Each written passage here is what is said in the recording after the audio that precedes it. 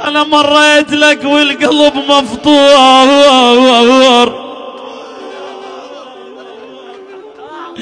انا مريت لك والقلب مفطور، وكلمة هلا مش بالقبور يا اخويا.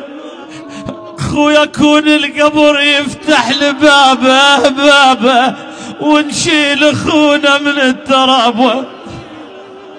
يا فرقة الخوان كالفم راح يشيل الحمل واسبابه.